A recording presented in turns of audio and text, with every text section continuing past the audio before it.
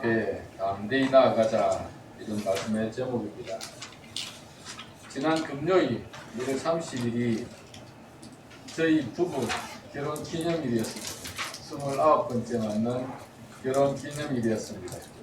29년 동안 저희 가정을 지켜주시고 은혜를 베풀어 주신 하나님께 감사를 드립니다. 어느 찬양의 가사처럼 우리가 누려왔던 모든 것들, 그 모든 것들이 다 하나님의 은혜였다는 것을 고백하게 됩니다. 정말 어느 것 하나 감사하지 않은 것이 없습니다. 지금까지 함께 하시고 은혜 베풀어 주신 하나님의 그 은혜가 여러분의 가정에도 넘치시기를 주님의 이름으로 축복합니다. 아멘. 저희 부부가 결혼 29주년을 맞이하여서 오랜만에 영화를 시청을 했습니다. 신의 악당이라는 영화였는데 감동이 되는 영화였습니다. 여러분도 한번 시청하시기를 추천합니다. 이 영화는 1994년 북한에서 있었던 실제 사건을 모티브로 만들어진 영화입니다. 당시 북한은 자금난에 허덕이고 있었는데 국제사회로부터 2억 달러, 우리 돈으로 한 지금 환율로 하면 3천억 정도 되는 그런 원조를 이끌어 오기 위해서 종교 시설을 전략적으로 이용했습니다. 그들은 북한에도 종교 자유가 있다는 것을 보여주기 위해서 가짜 찬양단을 조직하여 찬양을 하고 예배를 드리도록 했습니다.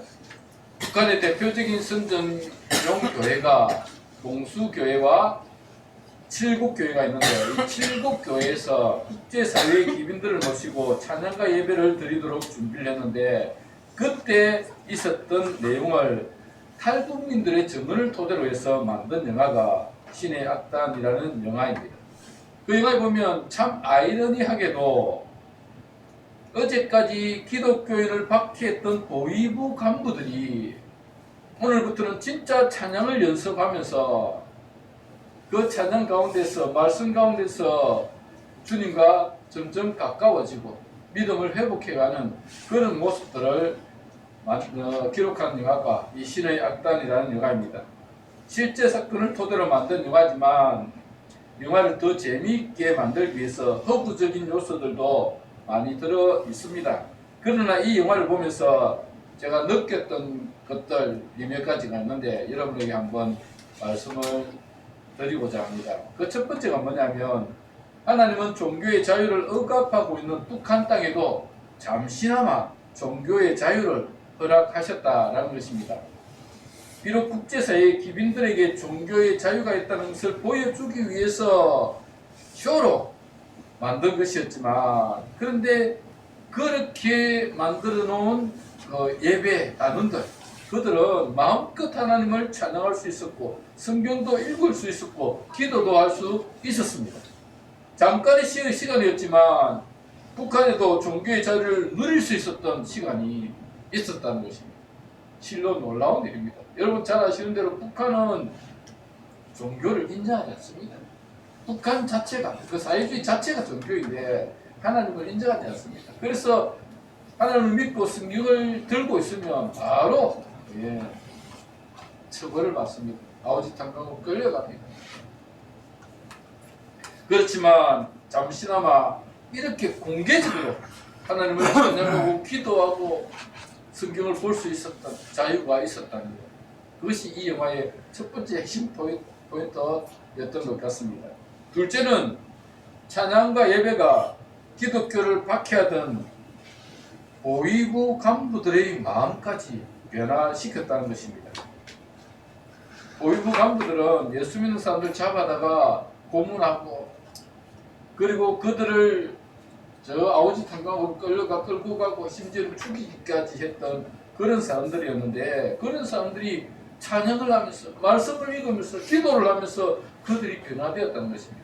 마치 교회를 박해하던 사울이 바울로 변화해서 박해자가 전도자로 바뀌었던 것처럼 기독교를 박해하고 고문하던 성도들을 고문하던 그 고위부 간부들이 찬양과 말씀을 통해서 변화되어 박해자에서 찬양과 예배자로 변화되었고 마지막은 그 예배자들을 탈북시키는 사람으로 변화되었다는 것, 정말 하나님의 기적이 아닐 수가 없습니다.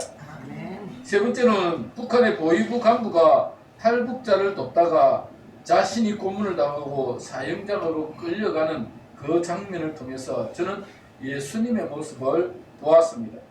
우리 죄인들을 구원하기 위해서 죄인의 모습으로 십자가를 지고 골고다를 향해 가던 그 주님의 모습이 그 영화였어요. 그 고위부 간부가 사형장으로 끌려가면서 맨발로 그 눈길 위를 맨발로 끌려가는 그 모습을 통해서 자신이 그 찬양단원들 그들을 탈북시키고 대신에 자기가 그 죽음의 길로, 그 십자가의 길로 한 걸음 한 걸음 나아가는 그 모습을 보면서 우리 예수님의 그 십자가를 지시기 위해서 십자가를 지고 골고다를 향해 가는 그 예수님의 모습이 오브레 되었습니다. 여러분, 우리 구주 예수님께서는 우리를 살리기 위해서 이 땅에 오신 분 아닙니까?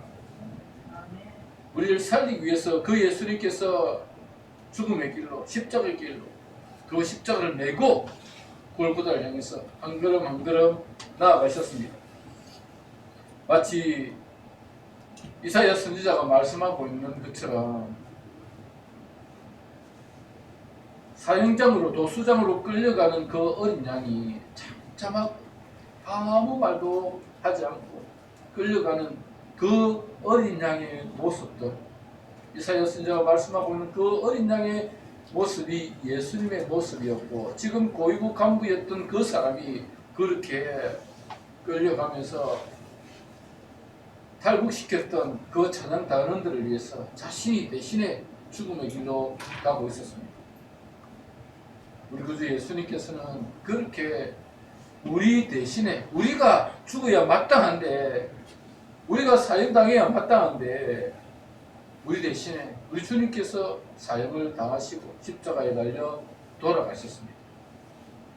오늘 본문은 그 예수님의 이야기를 해주는 말씀입니다. 도수장으로 끌려가는 잠잠한 양처럼 그의 입을 열지 않으시고 십자가의 길로 걸어가셨던 그 주님의 모습이 오늘 본문에 나타나고 있다는 것입니다. 예수님께서 그렇게 낮은 곳으로 내려오셔서 고난을 당하시고 십자가를 지셨기 때문에, 십자가에 죽으셨기 때문에 우리 인간의 고통을 너무 잘 아시고 우리 연약함을 동정하시는 분이심을 히브리서 기자는 소개하고 있는 것입니다. 오늘 보면 15절 한번 보시기 바랍니다. 이렇게 말씀하고 있습니다. 우리에게 있는 대지의 사정은 우리의 연약함을 동정하지 못하실 리가 아니오, 모든 일에 우리와 똑같이 시험을 받으신 이로되 죄는 없으시니라, 그렇게 말씀합니다. 히브리서 기자는 우리 주님께서는 우리의 연약함을 동정하지 못하실 분이 아니다, 다시 말씀을 드리면 우리의 연약함을 동정하고 계시는 분이시다라고 말씀하고 계십니다. 우리 주님은 우리의 연약함을 너무나 잘 알고 계십니다. 너무나 잘 알고 계십니다. 우리 인간이 정말 연약하지 않습니까? 여러분도 잘 아시듯이 우리 인간은 정말 연약합니다. 강한 것 같지만 참 연약한 것이 우리 인생들입니다. 성경은 우리 인생들이 연약하다는 증거들을 여러 번 말씀하고 있습니다. 그 첫 번째로 우리 인간은 참 죄의 유혹에 쉽게 넘어가는 연약한 존재입니다. 우리 인간은 죄의 유혹을 이기기가 참 힘든 것 같습니다. 첫사람 아담과 하와 때부터 죄의 유혹을 이기지 못하고 넘어졌습니다. 사탄이 찾아와서 하와에게 왜 하나님께서 그 선악과를 따먹지 말라고 했는지 아느냐? 그거 먹으면 너도 하나님 찾으려니까 먹지 못하게 하신 것이다 라고 하니까 혹한 겁니다. 지금까지 하나님의 말씀만 믿었는데 저거 먹으면 죽는다고 했는데 가까이 가지도 않았습니다. 그런데 사탄이 와서 왜 먹지 못하겠는 줄 아느냐? 그거 먹으면 하나님처럼 되니까 다 먹지 못하게 한 거다 라고 하니까 하와가 탁 쳐다보니까 정말 탐스러웠습니다. 정말 지혜롭게 할 만큼 탐스러웠습니다. 다 먹고 남편에게 주었어. 그 남편도 그 선악과를 다 먹었습니다. 하나님처럼 된다는 그 말 한마디에 결국 불순종하여 선악과를 따먹고 말았던 것이 우리 선조 아담과 하와의 모습이었습니다. 믿음의 조상 아브라함도 여러분 하나님의 약속을 믿지 못하고 사라의 말을 듣고 몸종이었던 하갈과 동침하여 이스마엘을 낳았습니다. 아브라함이 이스마엘을 낳았을 때 나이가 86세였다라고 성경이 기록하고 있습니다. 85세가 넘어가면서 하나님께서 너의 몸에서 후손이 날 것이다 라고 했지만 그 약속을 85세가 넘어가면서 기다리기가 힘들었습니다. 내 나이가 이제 85세가 되었는데 너무 나이가 많고 살아도 75세가 되어서 이제 생리가 끊어졌는데 어떻게 아이를 낳는단 말인가. 더 늦기 전에 젊은 이 몸종 하갈과 동침을 하여서 나 대신에 아이를 낳아주세요. 사라가 그렇게 이야기하니까 아브라함이 그 사라의 말을 듣고 하갈과 동침하여서 아들을 낳았습니다. 이스마엘을 낳았습니다. 참 믿음의 조상이라고 하는 그 아브라함도 하나님의 약속을 견디지 못하고 사라의 말을 듣고 결국은 이스마엘을 낳음으로 참 중동의 그 이슬람 세력들이 참 많이 생기게 되었습니다. 다윗도 마찬가지입니다. 성경에 보면 다윗은 하나님의 마음에 맞는 사람이었습니다. 하나님이 진짜 왕이시고 자신은 대리 통치자로 하나님의 나라를 세우기 위해 노력했던 사람이 다윗이었습니다. 그런 다윗도 이웃집에서 목욕하는 한 여인의 모습을 보고 유혹을 이기지 못하고 그 여인과 동침하게 됩니다. 그런데 그 여인이 아이를 임신을 한 겁니다. 임신을 해서 다윗에게 알려주니까 다윗이 자기의 죄를 감추기 위해서 어떻게 했죠? 그 남편을 전쟁터 깊숙이 보내서 죽게 만듭니다. 그리고는 그 여인을 궁으로 데려와서 자기의 아내로 삼습니다. 이렇게 위대했던 믿음의 사람들도 죄의 유혹 앞에서 넘어지고 말았습니다. 수많은 믿음의 사람들도 죄의 유혹을 이기지 못하고 넘어졌음을 성경은 말씀하고 있습니다. 여러분, 우리 인생은 정말 유혹에 연약한 자들입니다. 여러분이 죄의 유혹에서 나는 이길 자신이 있다! 자신하는 것. 자신하지 마시기 바랍니다. 교만하면 넘어집니다.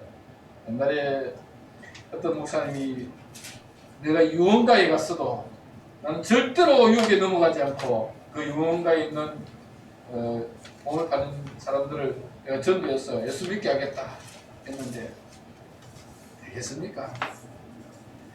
참 유혹을 이길 수 있는 사람은 많지 않습니다. 제 유혹이 너무 연약한 자들입니다. 그뿐만 아니라 우리는 환경의 영향을 받을 수밖에 없는 연약한 인간들입니다. 여러분이 병이 들어서 몸이 연약하면 마음도 연약해질 수밖에 없습니다. 우리의 육신과 마음은 따로 떼어놓을 수가 없습니다. 우리의 육신이 약해지면 마음도 약해집니다. 여러분에게 예를 들어서 암입니다. 이제 3개월밖에 못 삽니다 하면 벌써 절망이 찾아옵니다. 육신이 약하면 우리의 마음이 약해집니다. 약해질 수밖에 없습니다. 그렇게 하나님을 믿고 하나님에 대한 그 강한 믿음으로 지금까지 나아왔지만 그런데 그 의사의 말 한마디에 우리의 마음이 녹아지고 절망하게 되고 하나님을 원망하게 되고 그런 것이 우리 인생입니다. 그래서 우리는 건강에도 신경을 써야 합니다. 잠깐 있다가 가는 세상이라고 건강 관리도 하지 않고 아무렇게나 살다가 가면 안 됩니다. 오래 사는 것이 목적이 아니라 주님 부르실 때까지 건강하게 살다 가야 합니다. 여러분 모두가 건강하게 사시기를 주님의 이름으로 축복합니다. 아멘. 또한 우리 경제도 여러분 무너지면 우리의 믿음도 흔들리는 경우가 대부분입니다. 사업이 실패를 하고 직장을 잃어버리고 또 집안에 큰 문제가 생기면 우리의 마음이 무너지게 됩니다. 그리고 믿음까지 흔들리는 사람들도 많이 있습니다. 우리는 참 환경에 연약한 자들입니다. 쉽게 흔들리고 넘어지는 자들이 우리 이생들입니다. 그뿐만 아니라 사람들과의 관계에서도 쉽게 무너지고 약해집니다. 특히 우리 학생들은 학교 생활이 거의 대부분이기 때문에 거기서 왕따를 당하거나 친구들에게 배신을 당하면 스스로 목숨을 끊는 학생들도 꽤 있습니다. 어른들도 사실은 마찬가지죠. 믿었던 사람의 배신이나 지인들로부터 실망을 당했을 때 우리의 마음은 무너집니다. 우리는 참 연약하기 때문에 사람들과의 관계에서도 무너지면 우리의 마음도 무너지는 것이 우리 인생들입니다. 그런 연약한 우리들을 동정하시는 분이 계시다, 그렇게 말씀하고 있죠. 누구라고요? 예수 그리스도. 그분이십니다. 그분은 우리를 동정하실 수 없는 분이 아니라 우리를 동정하시는 분이다, 그렇게 말씀합니다. 그리고 우리를 동정할 수 있는 이유가 뭐라고요? 우리와 똑같이 육신을 입고 이 땅에 오셨어요. 우리와 똑같이 시험을 받으시고 고난을 받으셨기 때문에 우리를 동정하시는 분이시다, 그렇게 이브리스 기자는 말씀하고 있습니다. 우리 인간이 당하는 죄의 유혹, 고난, 슬픔, 좌절과 절망, 분노까지도 우리 주님께서는 다 경험하셨고 다 아십니다. 우리 인간이 어떠한 환경 가운데 놓여 있는지, 어떠한 삶을 살아가고 있는지, 어떤 어려움 가운데 놓여 있는지 다 아시는 분이 우리 주님이십니다. 그렇기 때문에 우리 주님은 우리의 연약함을 동정하실 수 있는 분이십니다. 그리고 동정하십니다. 정말 우리 주님은 자비의 주님이십니다. 우리가 어려움을 당하여서 눈물로 주님 앞에 간구하며 주님 마음이 아픕니다. 우리 주님 마음이 아픕니다.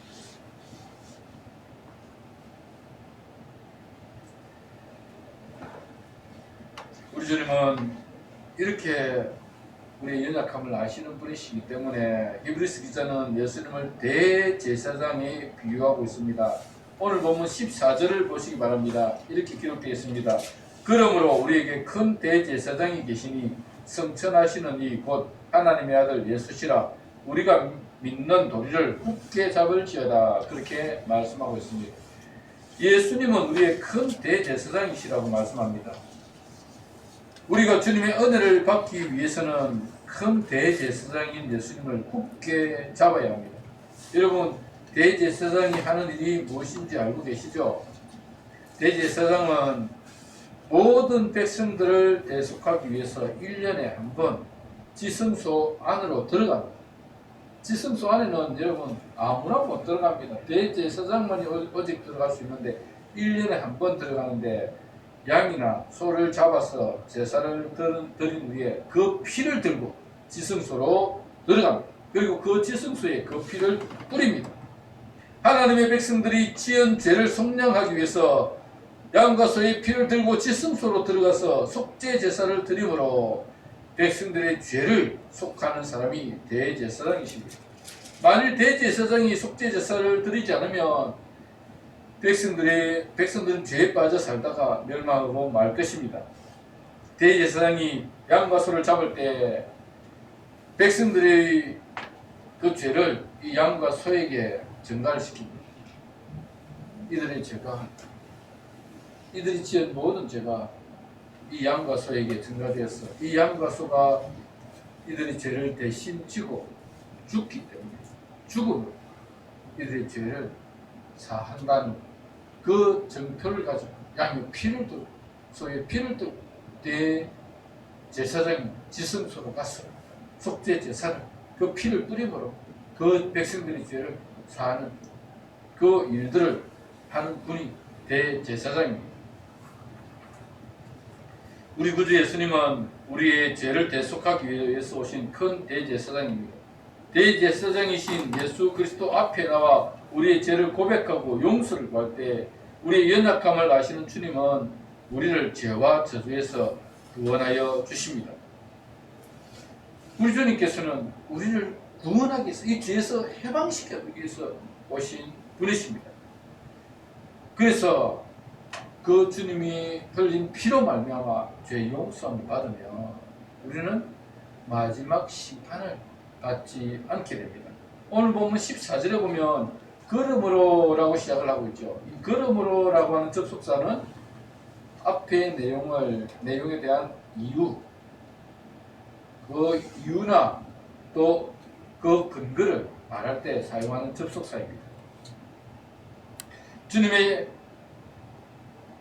그러니까 13절에 나오는 그 내용에 대한 이유가 14절 그러므로라고 하는 내용에 담겨 있다는 말입니다. 13절에 뭐라고 기록되어 있습니까? 13절을 보시면 이렇게 기록되어 있습니다. 지은 것이 하나도 그 앞에 나타나지 않음이 없고 우리의 결산을 받으실 이의 눈앞에 만물이 벌거벗은 것 같이 드러나느니라, 그렇게 말씀하고 있습니다. 우리 구주 예수님께서 재림하실 때 우리 모두는 심판대 앞에 서게 될 것입니다. 주님의 심판대 앞에 서지 않을 사람은 아무도 없습니다. 지은 것이 하나도 그 앞에 나타나지 않음이 없다, 그렇게 말씀하고 있습니다. 저도 그렇고 여러분도 그렇고 우리 모두는 주님 앞에 서야 합니다. 주님 앞에 섰을 때에 우리는 하나도 숨길 수가 없습니다. 우리의 결산을 받으실 이의 눈앞에 만물이 벌거벗은 것 같이 드러난다, 그렇게 말씀하고 있습니다. 재림주로 오실 때는, 다시 오실 우리 주님은 심판주로 오십니다. 초림은 구원주로 오셨지만 재림은 심판주로 오십니다. 그러므로 우리에게 대제사장이 필요하겠습니다. 그래서 우리에게 대제사장이 필요한 것입니다. 우리 주 예수님께서 우리의 큰 대제사장이 되신 이유가 바로 거기에 있는 것입니다. 주님 앞에 섰을 때에 심판을 피할 수 있는 유일한 방법은 대제사장 되시는 구주 예수님의 은혜를 입는 방법뿐입니다. 예수님의 은혜가 아니면 우리가 지은 모든 죄가 벌거벗은 것 같이 낱낱이 드러나서 그 죄의 형벌을 피할 수가 없는 것입니다. 그러나 우리는 예수 그리스도의 피로 깨끗하게 죄 씻음을 받았기 때문에 죄의 저주를 피할 수 있습니다. 예수 그리스도의 피로 깨끗하게 씻음을 받은 자들은 죄의 형벌이 아니라 천국에서 영생을 누리며 살아가게 되는 것입니다. 대제사장이신 주님은 우리의 모든 죄를 속하시고 우리를 저 천국으로 인도해 주십니다. 대제사장으로 오셔서 우리의 죄를 속하여 주신 주님의 은혜에 감사하며 날마다 그 은혜의 보좌 앞으로 우리는 나아가야 할 것입니다. 우리가 대제사장인 주님의 은혜를 받기 위해서는 은혜의 보좌 앞에 나아가야 합니다. 오늘 19절에 그렇게 말씀하고 있죠. 그러므로 우리는 긍휼하심을 받고 때를 따라 돕는 은혜를 얻기 위하여 은혜의 보좌 앞에 담대히 나아갈 것이니라, 그렇게 말씀하고 있습니다. 긍휼하심을 받고 때를 따라 돕는 은혜를 얻기 위하여 우리는 은혜의 보좌 앞에 담대히 나아가야 합니다. 우리 주님께서 주시고자 하는 은혜를 누리려면 은혜의 보좌로 나아가야 합니다. 나아가지 않으면 그 은혜를 누릴 수가 없습니다. 여기서 우리가 기억해야 할 게 두 가지가 있는데, 그 첫 번째는 주님은 우리를 긍휼히 여기시고 도와주시는 분이시다라는 것입니다. 특히 우리의 죄를 속해 주시는 분이심을 강조하고 있습니다. 주님은 은혜와 자비가 풍성하신 분이십니다. 16절에 나와 있는 대로 우리가 긍휼하심을 받으려면 은혜의 보좌 앞으로 나아가야 합니다. 아무리 긍휼이 풍성하시고 자비와 사랑이 넘치시는 분이라도 우리가 은혜의 보좌로 나아가지 않으면 그 은혜를 받을 수가 없습니다. 특히 히브리서 기자가 강조하고 있는 것은 우리가 지은 죄, 이 지은 죄에 대해서 지적하고 있습니다. 우리 모두는 연약한 죄인이기 때문에 우리의 죄는 주님의 은혜의 보좌가 아니면 사함을 받을 수가 없습니다. 그래서 대제사장이신 예수님을 강조하고 있는 것입니다. 대제사장이신 예수님께 나아가 우리의 죄를 자복하고 용서를 구할 때 우리 주님은 우리의 모든 죄에서 해방시켜 주시고 죄에서 자유함을 얻게 해주십니다. 죄의 종이 아니라 하나님의 자녀로 살아가게 해주신다는 것입니다. 우리 주님은 우리의 연약함을 너무 잘 아십니다. 쉽게 유혹에 넘어가서 불순종하여 죄의 종으로 살아가는 우리들을 너무 잘 아십니다. 그래서 우리가 은혜의 보좌 앞에 나아가야 합니다. 주님의 은혜의 보좌 앞에 나아가면 우리 주님은 그 보혈의 피로 우리를 깨끗하게 씻어 주십니다. 사랑하는 여러분, 여러분의 모든 죄를 주님 앞에 내려놓으시고 주님께서 그 문제를 해결해 주시도록 회개하며 나아가야 합니다. 그분은 우리의 죄를 해결하지 못할 죄가 하나도 없습니다. 그 예수 그리스도의 피는 어떤 죄도 다 사해 주실 수 있는 능력의 보혈입니다. 그 보혈의 피로 우리가 깨끗함을 잊지 않으면 절대 우리가 그 심판을 피할 수가 없습니다. 예수 그리스도의 보혈의 피만이 우리를 깨끗하게 하시고 우리가 하나님의 자녀로 이 땅을 살아가게 하시며 마지막 천국에까지 들어갈 수 있도록 우리 주님께서 그 보혈의 피로 우리를 깨끗하게 씻어 주시는 것입니다. 그분이 우리의 죄를 사해 주시고 새로운 피조물로 거듭나게 하셔서 그 주님의 하나님의 자녀로서 이 땅을 살아갈 수 있도록 우리는 주님의 보좌 앞으로 나아가셔서 여러분들이 그 보혈의 피로 깨끗하게 씻음을 받고 제3의 은혜를 누리시기를 주님의 이름으로 축복합니다. 아멘. 그리고 또 하나 오늘 본문에서 강조하고 있는 것은 때를 따라 돕는 은혜를 얻기 위하여 은혜의 보좌 앞에 나아가야 한다. 그렇게 말씀하고 있습니다. 때를 따라 돕는 은혜, 이게 뭡니까? 우리 인생들이 살아가면서 여러 가지 어려움을 만났을 때에 은혜의 보좌로 나아가면 주님께서 우리 인생의 무거운 짐들을 가볍게 해 주신다라는 말씀입니다. 다시 말씀을 드리면 우리가 어려운 일을 만났을 때 주님 앞에 나아가 기도하면 긍휼에 풍성하신 주님께서 우리의 기도를 들으시고 은혜를 내려주신다, 그 말입니다. 사랑하는 여러분, 여러분에게 어려운 문제가 있습니까? 여러분이 참 해결하기 어려운 그런 문제에 만났습니까? 은혜의 보좌 앞으로 나아갈 시간입니다. 주님 앞에 그 문제를 내려놓고 기도할 시간입니다. 그 문제를 가지고 은혜의 보좌 앞으로 나아가야 한다는 것입니다. 주님께서 우리에게 은혜의 보좌를 준비해 주셨는데 그 보좌로 나아가 은혜 받기를 거부하면 그 은혜의 보좌는 우리와 상관이 없습니다. 주님의 은혜는 사모하는 자에게 주어집니다. 그래서 여러분, 우리는 기도에 힘써야 됩니다. 바쁘면 더 기도하는 시간을 쪼개서라도 기도에 힘써야 합니다. 마틴 루터는 종교개혁을 일으키고 종교개혁을 일으키면서 자신을 공격해오는 그 수많은 사람들과 대항하고 또 말씀을 전하기 위해서 사제로서 말씀을 준비하고 그 바쁜 와중에서도 마틴 루터는 3시간 이상씩 기도했습니다. 그가 한 말이 있습니다. 바쁘기 때문에 하루 3시간 이상 기도하지 않을 수 없다 라고 마틴 루터가 고백을 했습니다. 바쁘기 때문에 하나님의 도움이 필요한 것입니다. 내가 그 종교개혁을 일으킬 때에 나를 공격해오는 그 사람들과 싸우기 위해서, 그 사람들과 신학적으로 대항하기 위해서 지금 준비해야 되는데 하나님이 지혜를 주셔야 됩니다. 지혜를 주셔서 그 대항하는 사람들과 말씀을 가지고 함께 토론을 하면서 그들이 틀렸음을 입증을 해야 됩니다. 하나님이 지혜를 주시지 않으면, 깨달음을 주시지 않으면, 은혜를 주시지 않으면 그들과의 싸움에서 이길 수가 없습니다. 바쁘기 때문에 나는 하루 3시간 이상씩 기도하지 않을 수 없다 라고 그렇게 말씀하고 있습니다. 우리는 기도할 수 없는 이유를 많이 대고 있죠. 바쁘기 때문에 기도할 수 없다. 내가 너무 삶이 힘들고 지쳐서 기도할 수가 없다. 시간이 안 나서 기도 못하겠다. 핑계만 됩니다. 여러분 정말 핑계. 힘들고 어려울수록 주님의 도움을 구하며 기도해야 됩니다.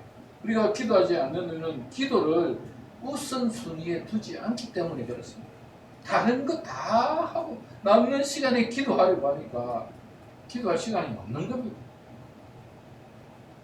기도를 우선순위에 두셔야 됩니다.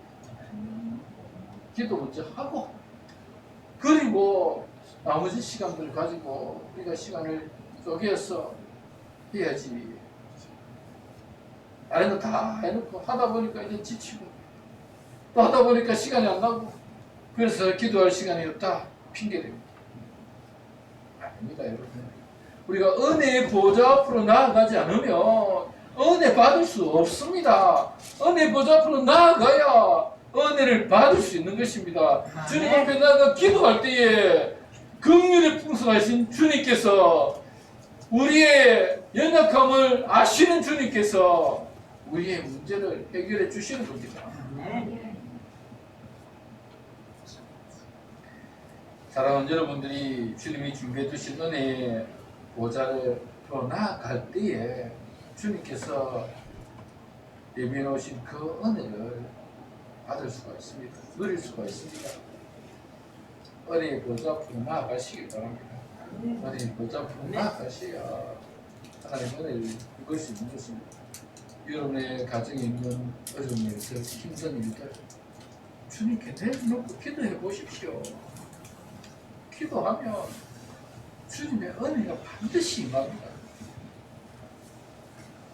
여러분에게 있는 그 죄의 유혹 또한 이기려면 여러분의 힘으로 못 이깁니다. 얼마나 우리가 연약한데 그 죄의 유혹을 이기기 위해서는 은혜의 보좌 앞에 기도해 힘 주시옵소서, 믿음 주옵소서. 기도할 때에 그 죄의 유혹을 이길 수가 있지.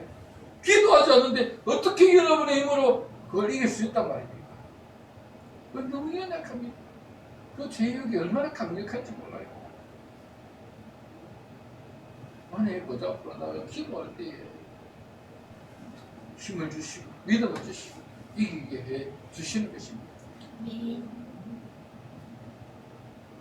주님은 지금도 여러분을 기다리고 있습니다. 여러분이 은혜의 보좌 앞으로 나오기를 기다리고 계십니다. 은혜의 보좌 앞으로 나아가십시오. 여러분의 가정을 위해서 기도하시고 교회를 위해서도 기도하셔야 됩니다. 정말 위기의식을 가져야 돼요. 우리 민양교회 정말 10년쯤 지나면 과연 몇 명이나 앉아있을까 고민도 해보셔요. 열심히 전도하고 복음 전하여서 이 지역의 영혼들 구원하고 생명 살리기 위해서 달려가야 됩니다. 그렇게 정말 은혜의 보좌 앞에 나가 기도하면 우리 주님께서 그 한 영혼 허락해 주십니다. 못할 것 같지요? 은혜의 보좌 앞에 나가 기도해 보십시오. 기도하면 우리에게 한 영혼 허락해 주시고 그 영혼 우리가 전도하기 위해서 열심히 섬기고 그 영혼을 위해서 기도하고 노력하며 그 한 영혼 원할 수 있습니다. 사랑하는 여러분, 우리가 정말 은혜의 보좌 앞으로 나아가셔서 이 한 해는 하나님의 은혜를 여러분이 다 누리시고 기도 응답을 받으시고 그리고 우리가 연말쯤 되어서는 정말 이 해 동안 하나님께서 우리에게 이런 놀라운 은혜를 주셨다 간증할 수 있는 여러분이 되었으면 좋겠습니다. 그런 한 해가 되었으면 좋겠습니다. 그런 한 해를 세워가기 위해서 여러분들과 은혜의 보좌 앞에 나아가야 하는 것입니다. 우리가 정말 함께 기도합시다. 기도하고 하나님의 은혜를 구하고 은혜의 보좌 앞에 나아가 있어서 주님의 은혜 있는 이 한 해 되시기를 주님의 이름으로 축복합니다. 말씀을 기억하면서 함께 기도하겠습니다. 기도할 때 하나님